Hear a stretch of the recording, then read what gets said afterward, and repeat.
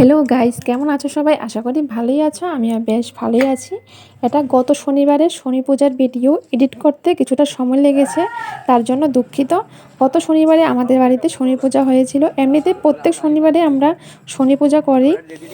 গত শনিবারে ঠাকুরমশাই এসে পূজা করেছে। বরমশাইয়ের মনের ইচ্ছে ছিল ঠাকুরমশাইকে দিয়ে শনি পূজা করাবে, যজ্ঞ করবে।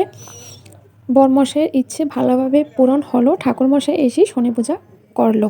ঠাকুরমশাই যেভাবে বলেছে সেভাবে আমরা সব কিছু জোগাড় করেছি।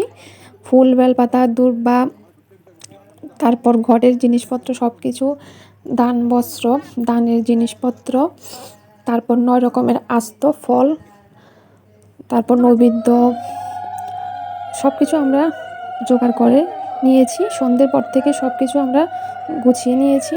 ঠাকুরমশাই পূজা বসার আগে একটা নিয়ম আছে, সেটা বরমশাই করলো।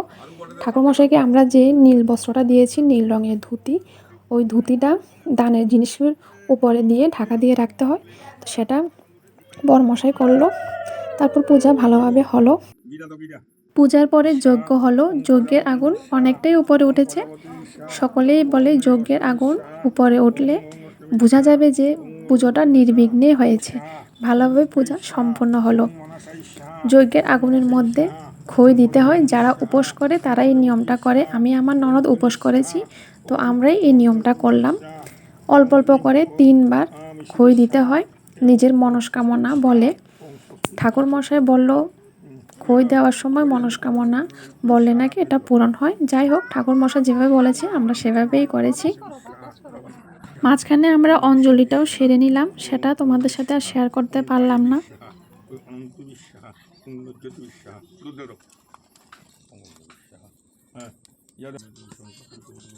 পূজা পুরোপুরিভাবে সম্পন্ন হওয়ার পর প্রণাম সেরে নিলাম।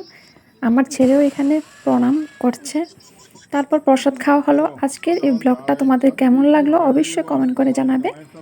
ভালো লাগলে লাইক করে দেবে, বেশি করে শেয়ার করবে।